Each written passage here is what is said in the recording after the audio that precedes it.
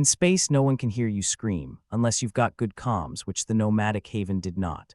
What it had was a captain, Reese Calloway, who had less faith in his crew than a vegetarian in an all-you-can-eat barbecue joint. And today was one of those days where everything felt like it could catch fire, literally or metaphorically.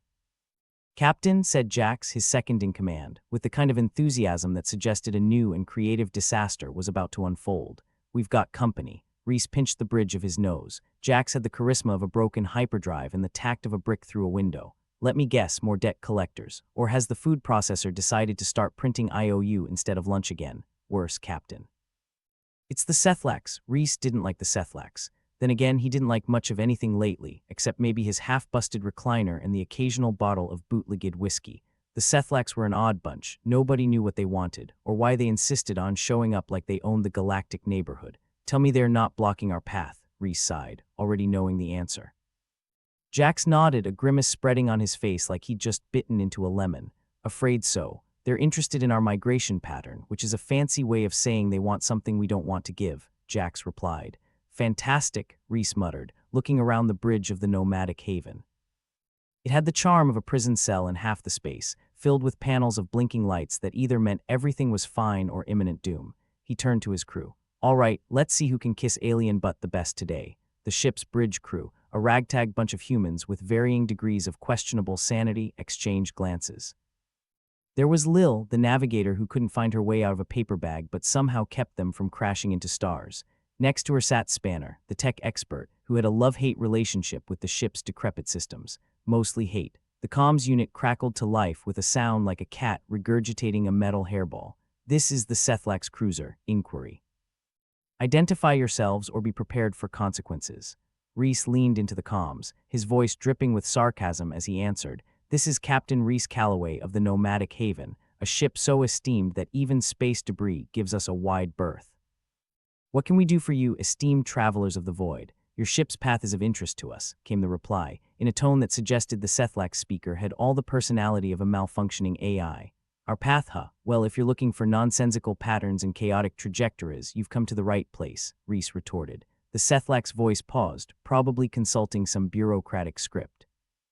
"We require information about your destination," Reese snorted. "Buddy, if we knew where this bucket of bolts was headed, I'd have sent postcards ahead. We're a little less destination and more whatever doesn't kill us today." Jax coughed pointedly. "Maybe we should, play nice." "Oh, sure," Reese replied, with the kind of sarcasm that could peel paint. "Let's give him all our secrets, the art of just barely surviving on a ship held together with duct tape and sheer willpower." "Captain, if I may," Lil piped up, her accent thick enough to spread on toast. "They ain't the type to just leave us be. Might want to see what makes him tick." "And by see you mean ignore them and hope they go away?" Reese asked, though he knew better. Ignoring things usually led to explosions, and not the fun kind. "It's like dealing with space mosquitoes. They don't leave until they get what they want," Jax added. Reese rolled his eyes. "Fine, let's see what these Sethlax really want." "Jax, open a channel." Jax tapped a few buttons, and the screen flickered to life, revealing a Sethlax ambassador. It resembled a bioluminescent squid that had wrestled a Christmas tree and lost.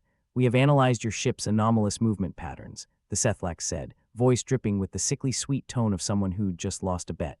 "Your erratic flight path suggests you possess advanced navigation techniques." Reese laughed, a bitter, hollow sound. "Advanced navigation techniques? You mean our patented spin the wheel and hope we don't die method?" "Yeah, it's cutting edge." The Sethlax ambassador blinked slowly, its multiple eyes regarding Reese as though he were an interesting new fungus. "We seek to learn." "Of course you do," Reese said, settling back into his chair, which creaked ominously. "But I'm afraid that kind of high-level knowledge comes with a hefty price tag. What would you require?" the Sethlax asked, intrigue sliding into its voice like syrup. "Oh, I dunno," Reese said, tapping his chin thoughtfully. "How about a new set of thrusters, a couple of plasma cannons, maybe a weekend at a nice resort planet?" Jax shot him a look. "Captain, they're not offering a vacation package. Spoilsport," Reese muttered before turning back to the Sethlax. "Okay, let's be serious. You stay out of our flight path and we promise not to ram into you on accident." The Sethlax ambassador paused, the ship's comms echoing with the sound of its contemplation. "We will consider your offer." "Great, you do that," Reese said. "In the meantime, try not to stare too hard at the engine room. It's a mess back there." As the comms went silent, Reese turned to his crew. "Well, folks, looks like we're not dead yet." Yet being the keyword, Spanner grumbled, fiddling with a spanner naturally. "One day someone's gonna call our bluff, and on that day we'll do what we do best, improvise poorly." Reese said, standing up. Now I need everyone on their toes, or whatever the hell passes for toes on this ship.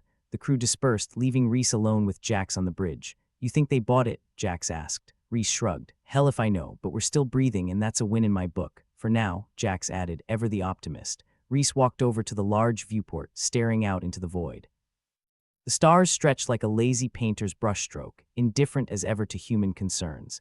You know, Jax, I sometimes wonder if we'd be better off running this ship into the nearest sun. Probably, Jax admitted, joining him. But until then, what's our next move? Reese smirked, the kind of grin that suggested he had a plan, or was about to make one up. We find out why the hell the Sethlax are interested in us, and maybe, just maybe, we get ahead in this cosmic merry-go-round. Jax gave a short laugh. And here I thought we were just aimlessly drifting. Reese shrugged. Oh, we're definitely drifting, but that doesn't mean we can't enjoy the ride. Now let's see what else this universe wants to throw at us. As the nomadic haven drifted into the darkness, Reese couldn't shake the feeling that this was just the beginning of something much bigger, and possibly much stupider. But hey, in space, you took your laughs where you could, and with the Sethlax lurking, it promised to be one hell of a cosmic joke. Reese Calloway felt like he'd been handed a steaming pile of cosmic nonsense, and it smelled just as appealing. The Sethlax cruiser, Inquiry, hung in the space before them, as unwelcoming as a mothballed museum exhibit. Jack stood beside him, looking every bit like a man trying to figure out why he'd left his last job, which had involved fewer alien confrontations and more predictable threats, like disgruntled exes. Captain, Jack said, scratching the back of his head like he was expecting to find a manual there. The Sethlax have sent another message. They want us to surrender. Reese snorted. Surrender to them. What do they think we are, a fleet of one-legged ducks in a shooting gallery? An apt metaphor for our current state, Spanner chimed in from his corner of the bridge, his hands buried in the guts of console that had died before its time. Reese leaned into the comms, his voice saturated with the kind of charm usually reserved for tax audits. Sethlax cruiser, I think there's been a misunderstanding. Surrender isn't in our vocabulary. We've got other words, though, one's fit for a bar fight. There was a pause, long enough to make Reese wonder if the Sethlax were secretly consulting a therapist. Then that familiar metallic regurgitation sound came through the speakers. We do not comprehend your erratic path through space. It poses a threat, Lil snorted from the navigation console, which she'd somehow coaxed into a semblance of operational functionality. A threat, more like a threat to ourselves. Reese nodded. Exactly. If they think we're a threat, they're more blind than a bat in a black hole. We've got the navigational acumen of a drunk hamster. Jax frowned, trying to find a silver lining. He looked like he'd had to squint at it under a microscope. Maybe we should try reasoning with them, Captain. Reason with a species that thinks our path is a weapon of mass destruction, Reese asked, eyebrow raised like a skeptical landlord. We might as well reason with gravity. Spanner looked up, an expression of mock surprise plastered on his face. Wait, you mean we aren't reasoning with gravity? Before Reese could retort, the Sethlax rudely interrupted their banter. Your movements suggest creativity. We cannot allow unpredictable variables in our sector. Reese laughed, a sharp, mirthless bark. Creativity, that's rich. We're about as creative as a toaster on a bad day. But the Sethlax didn't get the joke. They never did. Reese tried to imagine what must be going through their squiddy brains, but gave up after running into a vast wall of conceptual brick. Look, he said, trying to keep the exasperation out of his tone and failing miserably. Our movements aren't planned. They're more like a drunkard's walk home from the pub. Prepare to be boarded, the Sethlax voice intoned, as though it were announcing the weather on a particularly bland day. Jax seemed ready to protest, but Reese held up a hand. Don't worry, Jax, I've got a plan. It's a terrible plan, but it's a plan. Most of our plans are terrible, sir, Jax replied, with the resigned air of a man who'd long since given up on finding better plans. Exactly, Reese said, but it keeps things exciting, doesn't it? Spanner grinned, though it looked more like a grimace.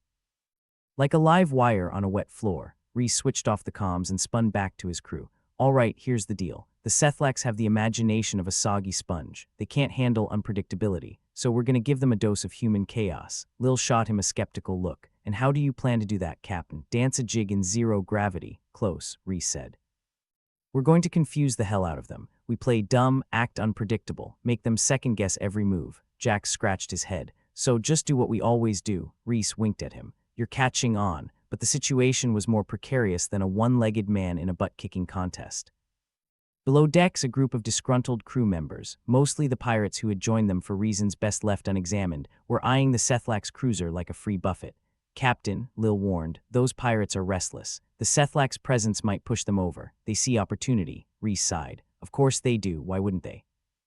It's not like we're surrounded by the harsh vacuum of space, with hulls thinner than an honest politician's promise. Spanner leaned back, his spanner dangling from his fingertips. Maybe let them think there's something to gain, keep them busy. Reese nodded, seeing the glimmer of possibility. All right, let's give them something. Tell them there's treasure or some other nonsense on that cruiser.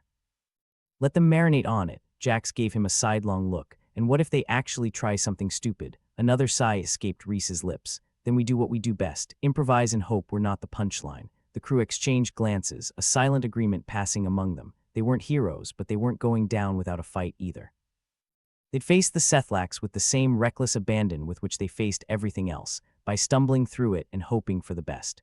As Reese issued orders, the nomadic haven creaked around them, an orchestra of failing systems providing a symphonic backdrop to their impending debacle. The pirates, meanwhile, were huddled in dark corners, whispering of mutiny, rebellion, and other words that tasted of revolution. Back in the bridge, Reese turned to Spanner. Any chance we can make this ship look more intimidating than it is? Spanner shrugged, an impressive feat considering his spanner was still in hand. I can make the lights flicker more menacingly. Jax smirked. Maybe add some scary music while you're at it. Reese shook his head. Never mind. We're better off with our regular dose of chaos. As the Sethlax prepared to board, Reese felt the familiar thrill of impending disaster, the kind that made him wonder why he ever took this job when he could have been doing something safer, like juggling chainsaws. All right, crew, he said, his voice carrying the authority of a man who knew he was running out of options. Showtime. Remember, we're the humans. We thrive in confusion. As the Sethlax prepared to board, Reese knew they'd be met with a cacophony of human ingenuity, unpredictability, and desperation. If the Sethlax wanted a taste of humanity, they'd get it all right, doused in sarcasm, and served with a side of reckless abandon. Reese watched the Sethlax cruiser draw closer, a silent promise of confrontation. He squared his shoulders, his mind racing with scenarios more convoluted than a bureaucrat's wet dream. Hey, Captain, Lil said, her voice cutting through the quiet before the storm. If we survive this, what's the plan? Reese grinned, a flash of teeth that promised more trouble than charm. Survive this, we'll celebrate. Maybe find a planet with a bar that isn't trying to kill us. Ambitious, Jax noted dryly. Reese chuckled. It's the small dreams that keep you going. Now let's show these Sethlax why humans are the galaxy's best bad idea. At that, the Sethlax ship finally docked, and the air on the nomadic haven was charged with tension and a touch of static from the ship's failing systems. The pirates, smelling opportunity, edged closer to the boarding area, their eyes alight with barely contained greed. As the first Sethlax set foot aboard the nomadic haven, with all the grace of an elephant trying to ice skate, Reese stepped forward to greet them, arms wide open like a shopkeeper welcoming a troublesome customer. Welcome to the nomadic haven. Don't mind the mess. We're still remodeling. The Sethlax ambassador blinked its multiple eyes, clearly trying to process this new layer of human absurdity. We demand your surrender. Reese spread his arms wider, taking a step closer, his voice dripping with insincerity. Surrender? My friend, surrender is just another word for we're too tired to care anymore. Can I interest you in a beverage instead? We've got some bootlegged whiskey that'll strip paint off your hull. The Sethlax ambassador hesitated, its tentacles twitching in what Reese hoped was confusion. Your unpredictability is disturbing. Reese grinned wider. You think that's disturbing? You should see our dance moves. Behind him, the pirates edged closer, their intentions clear as day, but Reese had one last part to play in his chaotic symphony. He turned to them, his voice sharp and commanding. You lot, the Sethlax ship is loaded with valuables. The kind that'll make you rich enough to buy your own planet. The pirates exchanged glances, and Reese could almost see the coins ringing up in their eyes. Greed was a universal language, and in that moment, it spoke louder than any command Reese could give. As chaos erupted, with pirates charging toward the Sethlax cruiser, and the Sethlax themselves caught in a web of human unpredictability, Reese stood back and watched his plan unfold like a particularly disastrous fireworks display. Jax appeared at his side, a bemused expression on his face. You do realize this is probably the worst idea you've ever had? Reese nodded, a small, satisfied smile playing on his lips. Oh, absolutely, but it's entertaining, isn't it? Jax chuckled, looking at the pandemonium around them. That it is, Captain. That it is, as the nomadic haven reverberated with the sounds of conflict, creativity, and chaos, Reese Calloway stood at the center, the eye of the storm, knowing that this was only the beginning of the madness. And if the universe had more tricks up its sleeve, well, he'd face them with a grin and a sarcastic quip. In the end, that's what it meant to be human in the vast, uncaring void, an unpredictable, irreverent force of nature that refused to go quietly. Reese Calloway stood in the center of the nomadic haven's bridge, surrounded by the clamor of impending chaos. Welcome aboard our humble tin can, where the drinks are imaginary and the dangers very much real, he muttered to himself, watching as the Sethlax ambassador wobbled through the docking airlock like a deep-sea creature trying its best to look dignified on dry land. Lil was at the navigation console, flicking switches with a kind of surgical precision that suggested she might have a future in bomb disposal if the starfaring life ever lost its charm. Captain, this dance of death we've got going with the Sethlax. What's the endgame here? Endgame. Who needs an endgame when you've got endless confusion? Reese shot back, the edges of his mouth curling into a grin. Besides, it's not every day you get to make a squid in a suit question their life choices. Meanwhile, Jax was busy playing Guess the Mutiny with a group of pirates eyeing the Sethlax cruiser as if it were a juicy steak and they were starving wolves. Blixdarrow, the unofficial leader of this ragtag band, stood among them, radiating the kind of charisma that made you want to follow him into hell, or in this case, onto an alien ship. Jax began, sidling up to him like a man approaching a ticking time bomb. You do realize that ships probably got more booby traps than a paranoid billionaire's mansion, right? Blix grinned, a dangerous glint in his eyes. Oh, I love a good challenge. Besides, what have we got to lose that we haven't already pawned? Reese, overhearing this, sighed and pinched the bridge of his nose. Remind me again why we let these lunatics on board. Spanner, still fiddling with a console that looked more dead than alive, chimed in without looking up. Because they're slightly less crazy than the other lunatics and they don't charge as much for repairs. So basically, we're saving on labor costs by gambling with our lives. Sounds about right, Reese concluded, rolling his eyes. The Sethlax ambassador, still recovering from Reese's earlier welcome, attempted to regain some control. We demand to know the purpose of your erratic movements through our sector. Reese gave a casual shrug, as though explaining why he'd chosen cereal for breakfast. Purpose, that's a strong word. I'd go with just trying not to die, but if you're asking why we look like a drunk bee in flight, that's just our natural grace. The ambassador's tentacles quivered with something that might have been annoyance or just a light breeze from the failing air conditioning. Your humor is pointless. Pointless humor is the best kind, Reese replied, flashing a grin that could have launched 1,000 middle fingers. Meanwhile, Lil's fingers danced over her console, trying to keep the ship systems from collapsing in on themselves. She glanced over at Reese, a question burning in her eyes. So, Captain, any chance we can use that Sethlax interest in our art to our advantage? Reese's eyes lit up with mischief, a plan forming faster than a sneeze at a pepper party. Now there's a thought. If there's one thing humans are good at, it's making stuff up. We could sell them on the idea that our navigational patterns are some grand artistic expression. Jack snorted, leaning against a bulkhead. Right, because nothing says high art like the flight path of a ship that's one engine failure away from becoming a very expensive piece of space debris. But that's the beauty of art, Reese insisted, a twinkle in his eye. It's all about interpretation. We'll convince them they're witnessing history in the making. Spanner finally looked up, his expression an odd mix of curiosity and skepticism. And if they don't buy it, then we go with Plan B, Reese replied without missing a beat. Jax raised an eyebrow. And what, pray tell, is Plan B? Run like hell and hope they get dizzy from the chase, Reese deadpanned. As the pirates continued to mill about, Blixdarrow caught Reese's eye, giving him a nod that said, "You scratch my back, I'll stab yours when you're not looking." Reese nodded back, acknowledging the unspoken agreement, or lack thereof. But the uneasy alliance with the pirates was the least of their problems. The real threat came from the Sethlax, who were still trying to make sense of the humans they found so baffling. Reese knew he had to keep them off balance, and what better way than with the concept of human art? He turned back to the Sethlax ambassador, adopting a serious tone that could pass for genuine if you squinted hard enough. "I must apologize for the erratic nature of our flight. You see, we're artists, visionaries, really exploring new forms of expression through the medium of space travel." The ambassador blinked, the concept clearly bouncing around its head like a pinball. "Art, in navigation, exactly," Reese said, warming to his theme. "What you perceive as chaos is our attempt to capture the raw essence of the universe.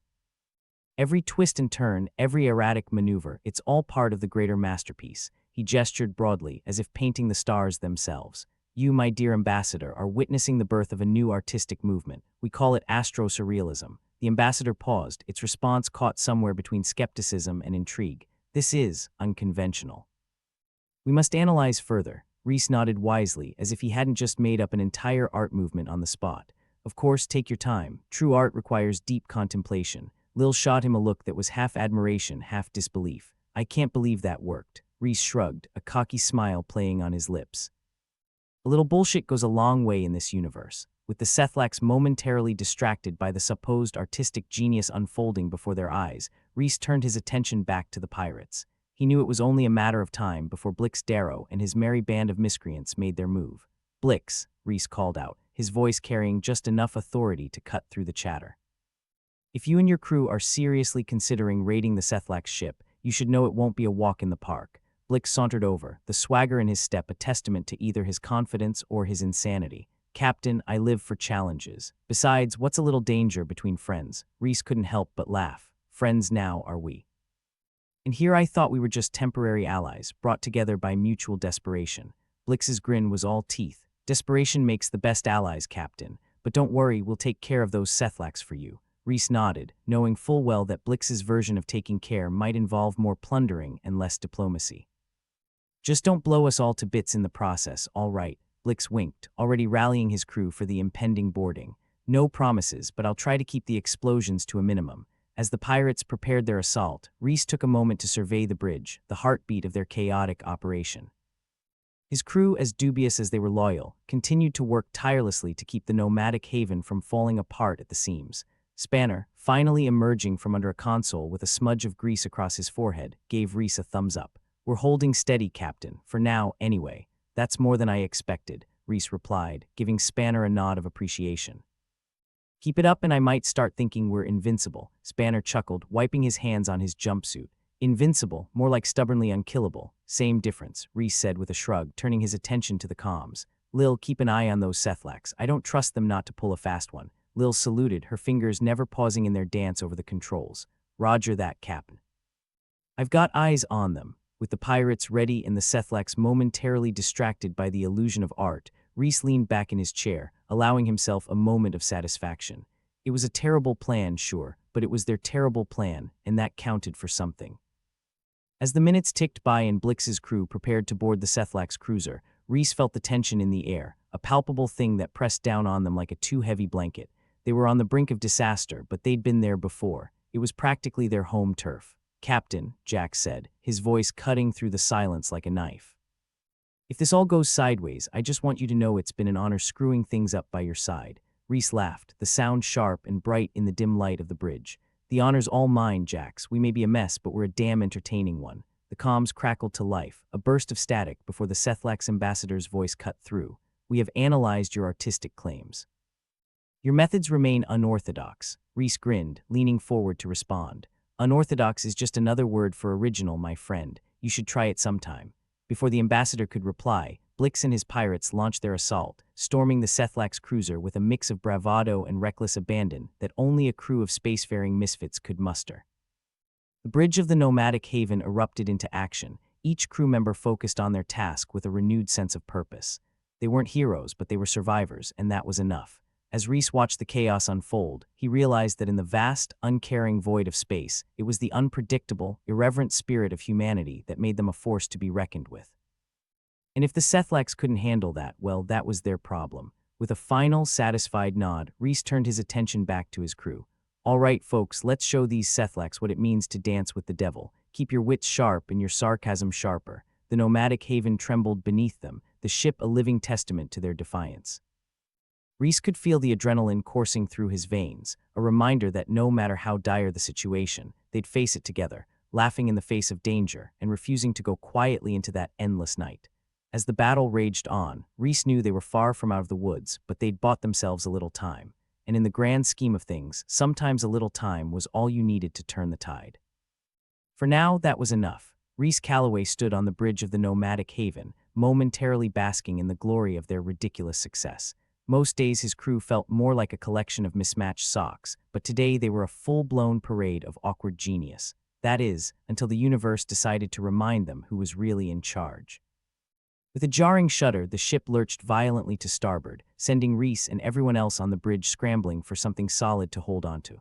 The lights flickered, the console screens blinked like they'd just been slapped, and all around them was the sound of systems complaining in binary, loudly. Jax, who'd narrowly avoided becoming one with the bulkhead, cursed under his breath.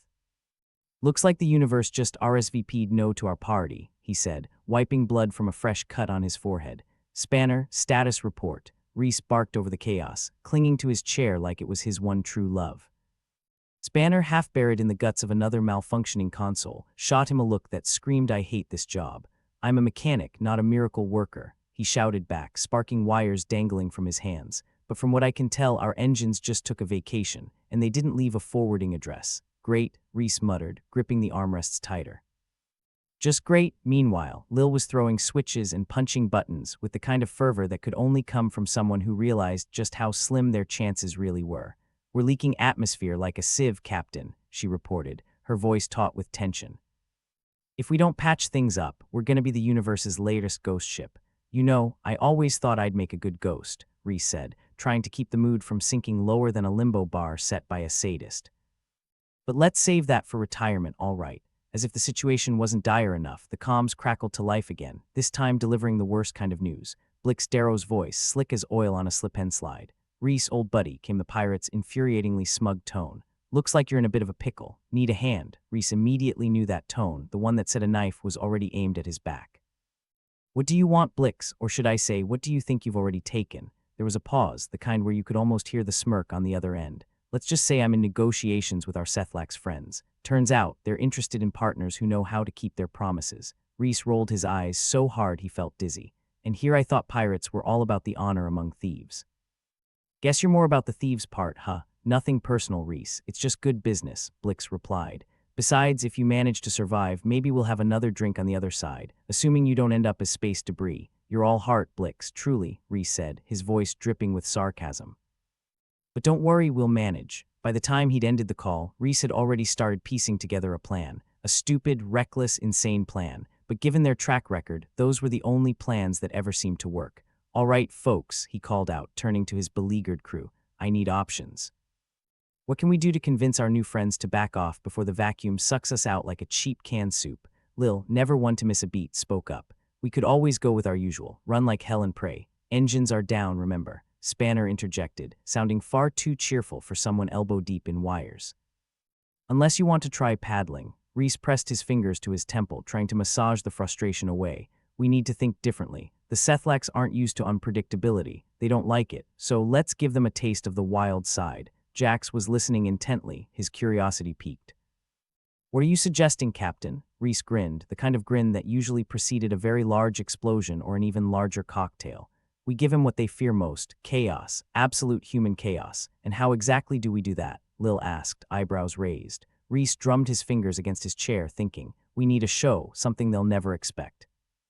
Something so out there it'll make their data-collecting brains short-circuit." Spanner looked up from his console, a glint of mischief in his eye. "I might have a few tricks up my sleeve," he said, wiping his hands on his jumpsuit, "if you don't mind a bit of improvisation." "Improvisation is our middle name," Jack said, this time with a genuine smile. "Well, maybe our first and last names too." With a new plan forming in his mind, Reese felt the fires of hope rekindle, dim but determined. It wasn't much, but it was better than the cold of space. "All right, let's get to it. We might not have Blix's numbers, but we've got something far more unpredictable." "And what's that?" Lil asked, her fingers still flying across the console in a desperate bid to keep the ship from falling apart. "Wit, charm, and an utter disregard for our own safety," Reese replied. "But mostly it's the fact that we're too damn stubborn to die quietly." As the crew leapt into action, Reese could only hope that the Sethlax would find their unpredictability as terrifying as he imagined. If not, well, at least they'd go down swinging and laughing. Spanner, grinning like a madman, started rigging the ship's systems to do something. Reese wasn't entirely sure what, but it involved a lot of lights, a lot of noise, and, if he wasn't mistaken, the complete works of some old Earth composer named Wagner. "You know, Spanner," Reese said, watching the mechanic work with the finesse of a drunken acrobat, "if we weren't about to be blown into pieces smaller than my last paycheck, I'd say you were a genius." "That's the nicest thing you've ever said to me," Spanner replied, not looking up from his work. "And probably the last." Meanwhile, Jax and Lil were busy plotting a course, or rather, a series of zigzags, and ensuring that every random movement of the ship was as illogical as possible. If the Sethlax wanted to analyze human behavior, they'd better bring a larger calculator. Reese turned back to the comms, preparing to bluff his way through another conversation with the alien ambassador. Time to see if they've got any sense of style. When the Sethlax ambassador's image flickered onto the screen, it was clear that whatever they'd been expecting from humans, this wasn't it. Reese could almost see their confusion, like a fish trying to understand algebra. "Captain Calloway," the ambassador said, its voice a mix of authoritarian boredom and mild curiosity. "We notice unusual activity aboard your vessel." "Explain," Reese leaned back, crossing his arms with a casual air that only years of bamboozling creditors could provide. "We're just having a little performance, ambassador, a display of human ingenuity and creativity. We call it Symphony of Chaos." The ambassador blinked, clearly struggling to find a suitable response. "This is unexpected. That's the point," Reese replied smoothly. "It's all about embracing the unpredictable, living a little." By now, the nomadic haven was doing its best impression of a drunken firefly, zigging, zagging, and generally causing havoc. Reese couldn't help but smile. It was insane, but it was working. "Human culture is truly perplexing," the ambassador admitted, its tone a mix of awe and disbelief. "Your actions are not logical," Reese nodded, trying to look wise and not like a man who was one bad day away from losing it entirely. "Logic is overrated, my friend. Sometimes it's the madness that makes the magic happen." Behind him, the crew was doing their part to ensure that madness was indeed the order of the day. Lil had managed to coax the engines into a sporadic burst of speed, while Jax had set the lights to flash in a sequence that made the ship look like a desperate disco on payday. Blix's betrayal hung over them like an unwelcome guest, but for now they were riding the chaos wave, and Reese intended to see it through to the bitter end. "All right, team," he called out, feeling the adrenaline surge. "Let's keep the party going. If we're going down, we're doing it on our own terms." Spanner, still fiddling with wires, nodded. "I've got a few more surprises up my sleeve, Captain. Just say the word." Reese grinned, the kind of grin that said he was either about to win big or lose everything. "Considerate said. "Let's give our guests a show they won't forget." The nomadic haven, battered but unbowed, continued its chaotic dance through the void. Reese knew they were far from safe, but they were alive, and for now that was enough. As the ship's systems flickered, sparked, and occasionally emitted something that smelled suspiciously like burning toast, Reese allowed himself a moment of hope. Maybe, just maybe, they'd make it out of this mess after all. And if not, well, at least they'd go out with style. Reese Calloway sat in his captain's chair, feeling more like the captain of a sinking life raft than a majestic spaceship. The nomadic haven was a magnificent piece of rust and duct tape, and right now, it was all that stood between them and being turned into cosmic confetti by the Sethlax. The console screens flickered like a low-budget horror movie, casting eerie shadows over the bridge. "We're really in it now, aren't we?" Jack said, leaning against his station with the casual demeanor of someone who had nothing left to lose. "Neck-deep and drowning," Reese replied, with a smirk that was more resolve than humor. "But let's not let that spoil our day." Lil was still hammering away at her console, the rapid clacking of keys almost meditative. "If these systems were any more shot, they'd be whiskey." Spanner, up to his elbows in wires as usual, piped up from beneath a panel. "At this point, I'd prefer whiskey." "At least you know what you're getting." Reese took a deep breath, letting the recycled air fill his lungs with whatever approximation of calm he could muster. "I had a dream once, he said, grinning at his crew, "of retiring peacefully on a nice planet. Probably one where the plants didn't try to eat you." "Dreams don't pay the bills, Captain," Jax quipped, "or keep the airlocks from blowing open." "And here I thought you were the optimistic one," Reese shot back. "But you're right, we need something a bit more tangible than dreams." The nomadic haven's situation was bleak enough to give an optimist the blues. The Sethlax cruiser, Inquiry, loomed on the horizon like an unpleasant relative at a family reunion, and Blix Darrow's betrayal felt like a knife still lodged firmly between Reese's shoulder blades. "Here's the plan," Reese said, trying to sound more like he had one than he actually did. "The Sethlax have all the advantages, except creativity. They process, predict, and plan, but we're going to give them something they can't analyze." Lil glanced over, skepticism written all over her face. "You're not seriously thinking we can out-crazy them?" Reese nodded. "Exactly. We're going to make this ship dance like a lunatic on a caffeine high. If they want to know what makes us tick, then we'll give them a beat they can't follow." Jax crossed his arms, a grin spreading. "You've officially lost it, Captain, but I'm in." Spanner emerged from under a console, looking like an oil-smeared raccoon. "I can rig the engines for short bursts. Won't last long, but it'll be unpredictable." Reese's mind buzzed with possibilities. Unpredictability was their best weapon, and it was time to wield it like a drunken swordsman at a bar fight. "All right," he said, clapping his hands together. "Lil, I need you to keep the lights and comms flickering. Make it look like we're about to implode any second. Jax, keep the chatter up, confuse them with nonsense. They'll be too busy trying to translate your crap to focus on targeting us." "And what about the weapons?" Lil asked, her fingers never pausing on the keys. Reese hesitated.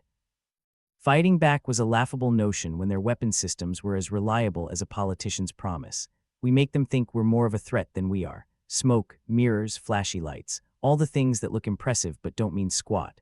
The crew sprang into action, each of them a cog in the most chaotic machine Reese had ever concocted. It was madness, sure, but madness had a way of working out for people too stubborn to die quietly. On the view screen, the Inquiry drew closer, its sleek design an insulting contrast to the battered nomadic haven. The Sethlax ship looked like a predator, and they were the wounded prey, flailing and panicking, a distraction for the real moves they were about to pull. "Comms open," Jack said, flipping switches. "Time to see if they've got a sense of humor." Reese stepped forward, putting on his best "I'm not completely screwed" face. "Inquiry, this is Captain Reese Calloway of the Nomadic Haven. We apologize for the inconvenience, but we're currently in the middle of a very delicate operation." The alien ambassador's voice crackled over the comms, sounding as bored as a matinee theater critic. "Your activities are incomprehensible. That's the idea," Reese said cheerily. "We're a bit of a cultural exchange program. Thought we'd show you some of our unique human expressions. We like to call it winging it." Static filled the space between words as Reese stared down the digital image of the ambassador, its eyes unblinking and its expression unreadable, like a poker player with a face carved from stone. "Your actions are illogical," the ambassador finally replied. "Lucky for us, logic's not really our strong suit," Reese shot back, biting back a laugh. "If you want to see what makes us so fascinating, why not come aboard? Experience it firsthand." Behind him, Lil was tapping into the comms, sending over a digital junkyard of misinformation, ship schematics, nonsense protocols, and data streams that led nowhere. It was like handing a book of quantum physics to a toddler. They wouldn't understand it, but it might keep them occupied. "Captain," Jax whispered, "they're not buying it. They're powering up weapons." Reese felt a cold sweat break out. "Then let's give them a light show they won't forget." Spanner hit the engines. With a flick of a switch, Spanner engaged the engines, sending the nomadic haven into a series of erratic spins and turns, enough to make a seasoned pilot lose their lunch. "Hold on to something," Reese called out, as the ship bucked and weaved like it was dancing to a tune only it could hear. The Sethlax cruiser tried to follow, but their rigid protocols couldn't keep up with the kind of chaos that came naturally to humans. Reese imagined them sitting there, wide-eyed, trying to analyze the unquantifiable. "Keep it up, folks," Reese shouted, his voice nearly drowned out by the howling of the ship's systems protesting their treatment. "We're just getting started." The nomadic haven was a wild beast now, and Reese was barely hanging onto the reins. But as he watched the Sethlax struggle to keep pace, he felt a rush of adrenaline-fueled hope. It was reckless, stupid, and exactly what they needed. "Captain," Lil called, her voice tinged with urgency, "we can't keep this up forever. Our systems are about to blow." Reese nodded, acknowledging the grim reality. "Then let's make the most of what we've got." Jax sent out a distress signal. "If we're going down, at least we'll make sure they remember us." Jax was already typing, his fingers a blur on the keys. "Broadcasting now. Hope someone out there likes us." Reese returned his attention to the comms, facing the Sethlax ambassador one last time. "Consider this our parting gift, ambassador. A bit of chaos to brighten your day." The alien's eyes narrowed, frustration evident even across the vastness of space. "You humans are peculiar. We prefer innovative," Reese replied, unable to resist one last jab. "Now, if you'll excuse us, we've got a universe to keep bamboozled." With that, he cut the comms, turning to his crew with a weary smile. "All right, folks, let's see if we can pull one last rabbit out of this hat." Spanner grinned, adrenaline shining in his eyes. "I've got a few ideas. Just hope they don't blow us up in the process." "That's the spirit," Reese said, clapping him on the shoulder. "Lil, keep the lights and comms scrambled. Jax, keep that chatter going." The more confused they are, the better. As the nomadic haven continued its erratic dance through the void, Reese felt a strange sense of calm settle over him. They were outnumbered, outgunned, and out of their minds, but they were still in the game, and sometimes that was enough. The Sethlax, for all their superiority, couldn't understand the human penchant for chaos, a small, flickering light of hope in the darkness of the universe. Reese knew it might not save them, but it would certainly make for one hell of a story. And as the nomadic haven spun wildly through space, Reese allowed himself a moment to savor the madness. It wasn't much, but it was theirs, and they wouldn't trade it for anything. "Let's keep him guessing," Reese said, his voice steady despite the chaos around him. "And maybe, just maybe, we'll make it out of this alive." The crew nodded, each of them a willing part of the insane dance. It wasn't perfect, but it was theirs, a testament to human stubbornness in the face of impossible odds. As the last of the Sethlax signals faded into static, Reese couldn't help but laugh, the sound a beacon of defiance in the cold expanse of space. They were still here, still fighting, and for now that was enough. The nomadic haven was spinning through space like a drunk with one too many shots of synthetic whiskey, each unpredictable twist and turn a middle finger to everything the Sethlax stood for: order, logic, predictability. Reese Calloway, captain of this magnificent piece of rust and duct tape, was in his element. Not because he had any idea what he was doing, but because this was exactly the kind of stupid plan that might just work, or get them all killed. But he'd always been a glass half-smashed kind of guy. "Think they'll buy it?" Jax asked, his hands flying over his console, sending out enough broadcast noise to make a rock concert sound like a whisper. "Doesn't matter," Reese replied, gripping the back of Jax's chair to steady himself as the ship bucked like a feral beast. "So long as they don't decide to blast us into space dust in the next 5 minutes.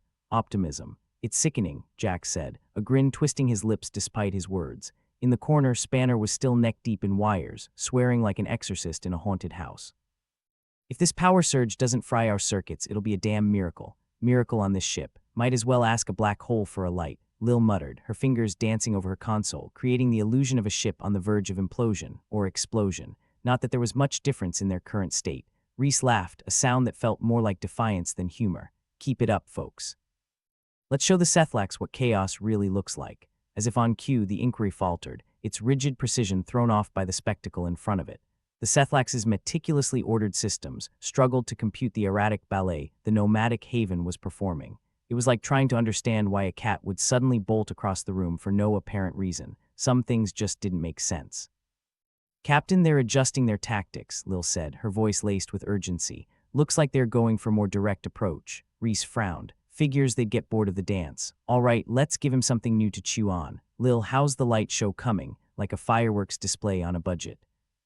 "Big on flash, low on danger," she replied, flipping a switch that sent arcs of blue static skittering across their hull. "Perfect," Reese said. "Let's crank up the volume. Jax, can you pump some noise into their comms?" Jax nodded, his fingers still a blur. "On it. Hope they enjoy classical Earth music. Thought I'd start them off with some Beethoven, real loud." Reese chuckled. "Good choice. Nothing like a bit of cultural enrichment at top volume." The Sethlax cruiser was still trying to make sense of the mess Reese and his crew had created. Meanwhile, on the bridge of the Inquiry, Blix Darrow was having a bad day. He'd aligned himself with the Sethlax thinking he could control the situation, manipulate it to his advantage. But the nomadic haven was proving to be a bigger thorn in his side than anticipated. "Blix, they're out of control," one of the Sethlax officers said, their voice a peculiar mix of irritation and confusion as they gestured to the view screen.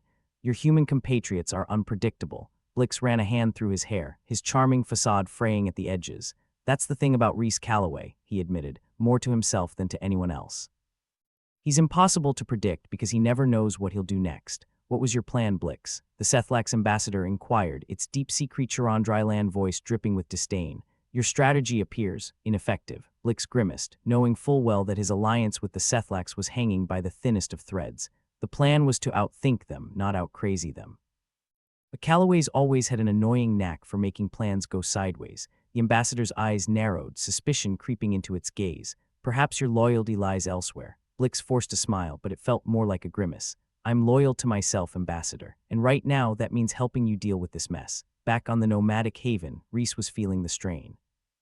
The ship was holding together by sheer willpower and duct tape, and they were rapidly running out of both. "Spanner, how's it looking?" Reese asked, glancing at the engineer who was now emerging from beneath the console, looking more disheveled than usual. Like a toddler's finger painting, Spanner grunted, wiping sweat from his brow. "Messy, chaotic, and somehow still holding together. Just how I like it," Reese said with a nod. "Keep it up, we need to buy ourselves a few more minutes." Jax piped up, his voice tinged with something that might have been excitement or desperation. "Hey, Captain, I've got something." A signal, distant but getting closer. "Looks like someone's heard our distress call. Hope it's not another bunch of Sethlax looking for a fight," Reese muttered, though the idea of reinforcements gave him a glimmer of hope. "Keep an eye on it, we could use all the help we can get." The nomadic haven continued its erratic dance, each twist and turn a testament to human stubbornness. Reese couldn't help but feel a surge of pride in his crew, in their ability to turn even the most dire situation into something resembling a plan, or at least a farce. "Blix is going to regret underestimating us," Reese said, more to himself than anyone else. Lil snorted. "Blix regrets breakfast if it doesn't come with a side of power. But yeah, he's probably sweating more than a sinner in church right now. We're all sinners out here," Jax quipped, his fingers still flying over the keys. "Just trying to make sure we make it to the next confession." As the chaotic dance wore on, the ship's systems screamed in protest, each flicker of light and burst of static a reminder that they were living on borrowed time. But the crew kept going, driven by the kind of madness that only came from facing down the impossible. "All right, folks, we need to keep this up a little longer," Reese called out. We're not dead yet, and I'll be damned if I let Blix have the satisfaction of seeing us burn, Spanner grunted back under the console. Wouldn't dream of it, Captain. Just hope my past life as a juggler pays off. Juggler? Lil asked, a brow raised. Well, my parents always said life was a circus, Spanner replied with a wink. Reese grinned. That's the spirit. Now let's show Blix and the Sethlax what happens when you mess with the nomadic haven. The view screen flickered, the image of the Inquiry ever present, its smooth, imposing lines a stark contrast to their battered ship. Reese could almost feel the weight of the Sethlax gaze, measuring them, judging them, trying to make sense of the chaos. Captain, the signal's getting stronger, Jax reported, cutting through the tension with a hint of hope.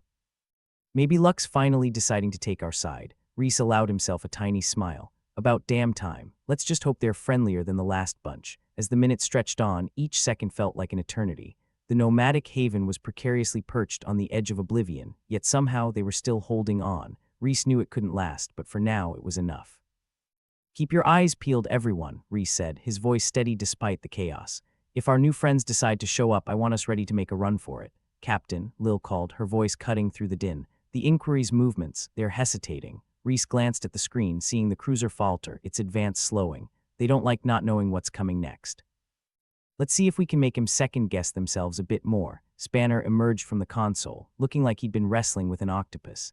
Engines are ready for another burst, but it'll be the last one. Last call for chaos then, Reese said. Let's make it count. As the nomadic haven lurched into another series of wild spirals, Reese felt a strange kind of peace settle over him. They were dancing on the edge of oblivion, the universe laughing in their faces, and yet they were still here, still fighting, still defying the odds. The Sethlax cruiser seemed to pause, its confusion palpable even from a distance. Reese imagined the alien minds behind those cold, calculating eyes, struggling to understand the human penchant for chaos and unpredictability, a trait that was proving to be their greatest asset.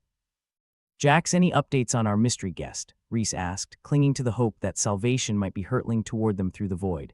Still coming, Captain, Jax replied, his voice the steady anchor in the storm of madness. Looks like they're closing in fast. Well, let's hope they're the friendly type, Reese said, bracing himself for whatever would come next.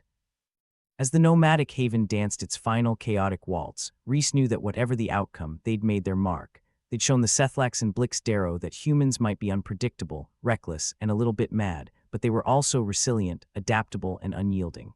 Let's keep them guessing, Reese said, his voice carrying a note of finality. No matter what happens, we're going out on our terms. As the mysterious signal grew stronger, the crew of the nomadic haven clung to their hope, their madness, and each other. They were battered, bruised, and running on fumes, but they were still here, still fighting. And as Reese Calloway watched the chaos unfold around him, he couldn't help but smile.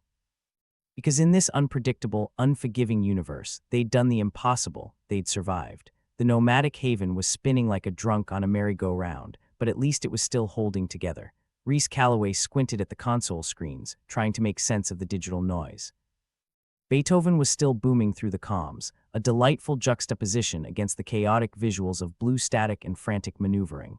Think they are enjoying the symphony? Jax asked, fingers still dancing over the keys like a caffeinated pianist. Probably trying to figure out if Beethoven is some kind of coded attack, Reese replied.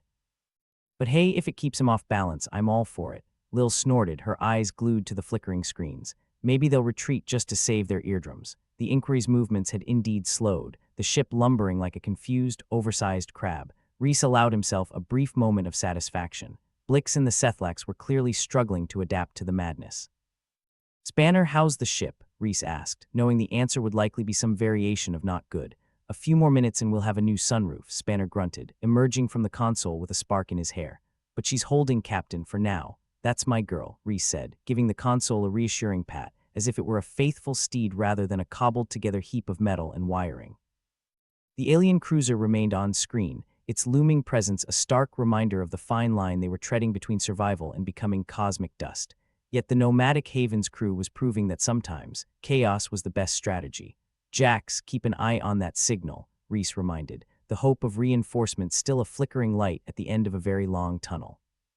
Already on it, Captain, Jax replied, not missing a beat. Think Blix is having fun yet, Lil quipped, though there was an edge to her humor, a shared tension that they all felt. Fun's not exactly his style, Reese replied. He likes things neat, ordered, predictable.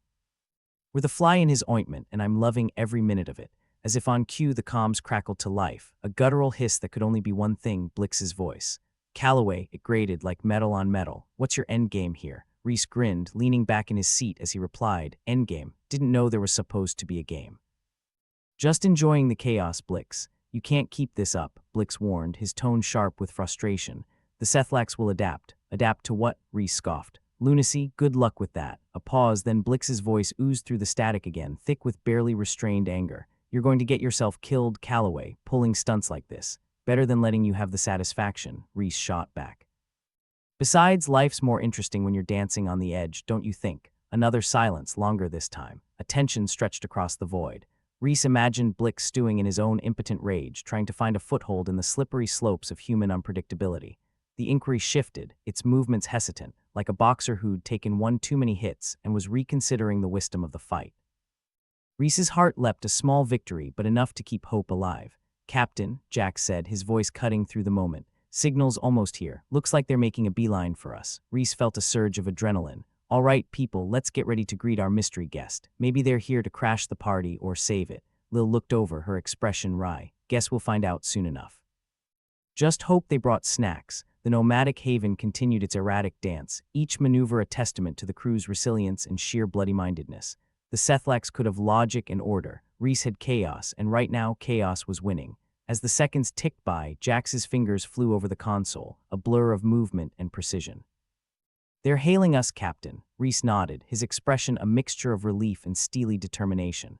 Let's answer the door then, see if they're selling salvation or snake oil. A new voice crackled over the comms, unfamiliar but clear, carrying a note of wary amusement. Nomadic Haven, this is Captain Tressa of the Liberator's Edge. Looks like you folks are having one hell of a shindig. Reese couldn't help but grin. Welcome to the party, Captain Tressa. Hope you brought a bottle. The voice on the other end chuckled, a rich, throaty sound that cut through the tension like a beam of light. Thought we'd drop by and see if you needed a hand. Heard your distress call. Sounded like you were having a bit of a disagreement with our Sethlax friends. You could say that, Reese replied. They've got a different definition of hospitality. We'd appreciate any assistance you can offer. Well, let's see if we can tip the scales in your favor, Tressa said. Hold tight, and we'll see if we can't convince the Sethlax to play nice or leave the field. Reese felt a weight lift from his shoulders, a sense of camaraderie and possibility swelling in his chest. The Liberator's Edge wasn't a guarantee of safety, but it was a chance to turn this madness into something resembling a victory. All right, folks, Reese called out, his voice carrying a renewed energy. Let's give Captain Tressa and her crew a warm welcome. If we work together, maybe we can send the Sethlax packing. Spanner grunted from his station, a wry smile on his face. Teamwork makes the dream work, right, Captain? If by dream you mean not getting vaporized, then yes, Reese said, his tone laced with humor and confidence. As the nomadic haven continued its chaotic waltz, Reese felt a renewed sense of purpose. The Sethlax had underestimated them, tried to impose order on a force that thrived on unpredictability. But Reese and his crew had shown that sometimes, the best plan was no plan at all. The relentless Edge moved into position, its sleek lines and confident maneuvers a stark contrast to the Sethlax cruiser. Reese watched as the inquiry hesitated, its imposing form momentarily unsure, caught between aggression and retreat. Looks like we're not the only ones who can throw a wrench in their plans, Jax commented, his fingers still flying over the console. Good thing too, Lil added. We needed all the help we could get. The two human ships coordinated their efforts, a symphony of chaos and precision, each movement designed to keep the Sethlax on their toes. Reese watched as the cruiser shifted, its movements less sure, more hesitant. Captain, Lil called out, her voice cutting through the noise. The inquiry's backing off. Whatever Tress is doing, it's working. Reese felt a surge of triumph. All right, everyone, let's keep up the pressure. We're not out of this yet, but I'll be damned if we let them regain the upper hand. The Sethlax cruiser began to retreat, its once imposing form now a retreating shadow, withdrawing from the chaos it could not control. Reese couldn't help but feel a surge of pride in his crew, in their ability to defy the odds and turn the tables on their would-be captors. Well, would you look at that, Jack said, his tone a mixture of disbelief and satisfaction. We actually did it. We made them run. Reese grinned, allowing himself a brief moment of celebration before turning his attention back to the task at hand. Blix was still out there, and Reese had no intention of letting him slip away. Jack, scan for Blix's ship, Reese ordered, his expression hardening into a mask of determination. He's not getting away that easily. Jax nodded, his fingers flying over the console as he searched for any trace of their slippery adversary. Got him, Captain. He's trying to slip away in the confusion. Like a rat jumping ship, Lil added, her tone dripping with contempt. Typical Blix. Reese felt a surge of satisfaction as he watched the screen, the small blip that signified Blix's retreating form. Let's reel him in, folks. Time to end this. Using the nomadic haven's remaining strength, Reese and his crew maneuvered into position, cutting off Blix's escape route and forcing him into a corner. The once smug pirate now found himself caught in a web of his own making, his options dwindling with each passing moment. Blix, Reese called over the comms, his voice carrying a note of finality. Looks like you're out of cards. The response was a guttural snarl, Blix's veneer of charm shattered by desperation. Calloway, you son of a… Reese interrupted, a grin spreading across his face. Let's keep it civil, shall we? You wouldn't want to hurt my feelings. You're not getting away with this, Blix spat, his anger barely contained. The Sethlax will be back, and we'll be ready, Reese replied, his voice steady and confident. But for now, it's game over, Blix. With the help of the Liberator's Edge, Reese and his crew were able to secure Blix, capturing the pirate and reclaiming control of their ship. The battle had been hard-fought, but in the end, human creativity and unpredictability had won the day. As the dust settled and the nomadic haven drifted in space, Reese allowed himself a moment of reflection. They had faced the odds, defied expectations, and emerged victorious. It was a testament to the power of chaos and the indomitable spirit of humanity. Captain, Jax called, breaking the silence with a note of triumph in his voice. Blix is secure. We've got him. Reese nodded, allowing himself a small smile. Good work, everyone. We've earned ourselves a drink, synthetic or otherwise.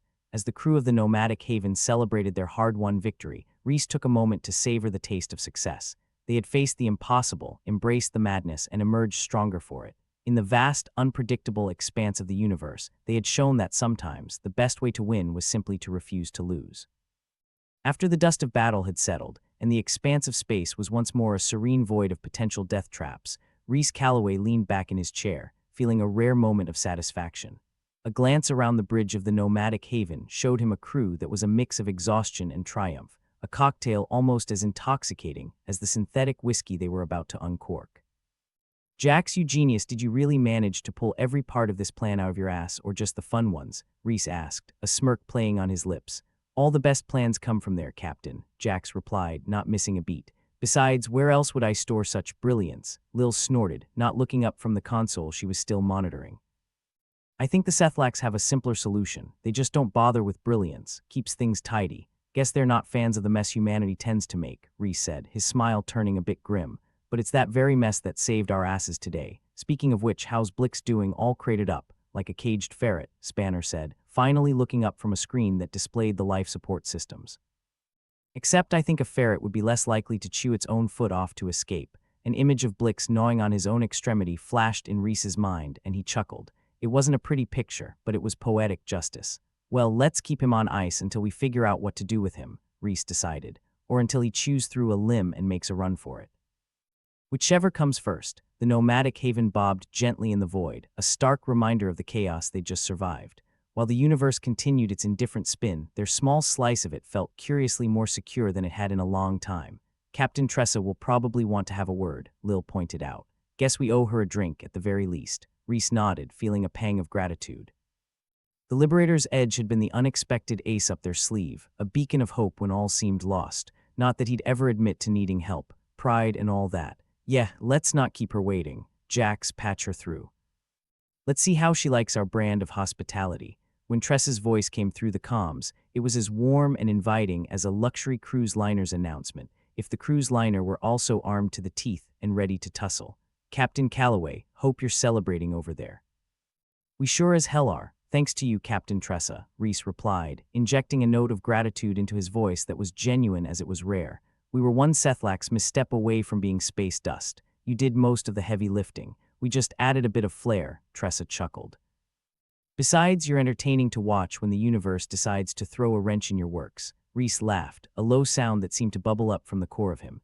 Glad someone finds this circus amusing. How about dropping by for a drink? I promise we've got more than just synthetic. We'll take you up on that, once we've finished patrolling this sector. Make sure the Sethlax don't get any funny ideas about immediate revenge.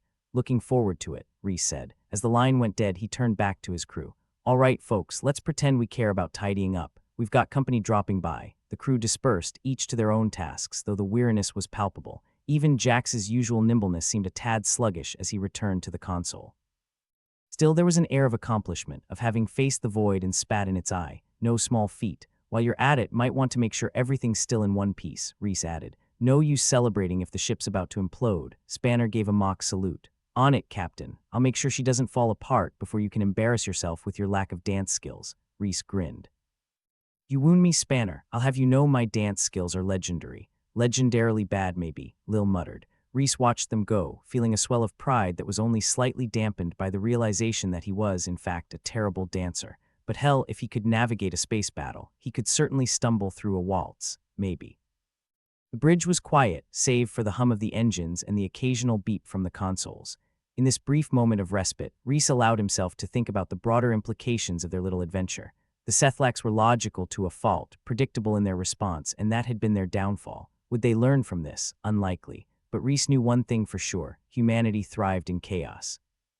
Captain, Jax called from his station, breaking the contemplative silence. Looks like we've got a message from the Sethlacs. Guess they're sore losers after all. Reese sighed, running a hand through his hair. All right, let's hear it. What do our fishy friends have to say? Jax hit a button, and the voice that emerged was one Reese recognized as a Sethlacs ambassador, all rasp and self-importance. Captain Calloway, this is Ambassador Porvath. We wish to negotiate terms. Terms? Reese echoed, incredulous. Terms for what? We're not the ones who came knocking with fancy laser shows. There was a pause, as if Porvath was struggling to comprehend the concept of cheek. Terms for continued peace and coexistence, the ambassador clarified. Ah, coexistence. Sounds like a fancy way of saying don't shoot us again, doesn't it? Reese mused aloud. Captain, Porvath continued, ignoring the quip, it is imperative we reach an understanding. The Sethlacs do not wish for further confrontation. Reese exchanged a look with Jax, who shrugged, a silent message passing between them. Is he serious? Well, Ambassador Porvath, Reese said, after a considering moment, we're all for peace. Love it, in fact, but peace is a two-way street. We're not planning on being anyone's doormat. Your creativity is respected, Porvath replied, the word respect sounding foreign and awkward, like a suit that didn't quite fit. Good to know we're appreciated, Reese said, smiling even though the ambassador couldn't see. We'll keep an open channel. Feel free to send over your terms, and we'll see if we can't reach a mutually beneficial arrangement. Porvath hesitated, then with a final note of resignation said, Very well, Captain. We shall be in contact. As the line went dead, Reese couldn't help but chuckle. Well, that's a first. A Sethlacs respecting human creativity. Must be a sign of the end times. Lil, having returned from making sure the ship's vital signs were stable, rolled her eyes. More like a sign they're scared of us, or more precisely, scared of what we might do next. Good, Reese said, leaning back with a satisfied sigh. Keeps them on their toes or whatever it is they have, with the immediate danger past and the ship not actively trying to kill them with malfunctioning systems. There was time for a breather. It wouldn't last long because in space, the next crisis was always just around the corner. But for now, it was enough. All right, folks, Reese finally said, standing up and stretching his arms wide as if trying to embrace the entirety of the universe. Let's wrap this up. Drinks on me, synthetic or otherwise, we've earned it. The crew cheered, the sound echoing through the bridge, a rare moment of unfiltered joy. Reese watched them, feeling a warmth he didn't often allow himself to indulge in. They had done something remarkable today, something he hoped would remind the Sethlacs, and anyone else paying attention, that humanity couldn't be neatly boxed or easily predicted. As the nomadic haven drifted through the stars, its path as unpredictable as its crew, Reese allowed himself to hope. Hope that their defiance, their creativity, might just chart a new course in this vast, uncaring universe. One where they could continue to be what they were, beautifully chaotic, fiercely independent, and irrepressibly human. And if the universe doesn't like it, Reese muttered to himself, a grin tugging at the corners of his mouth, well, it can just try and stop us.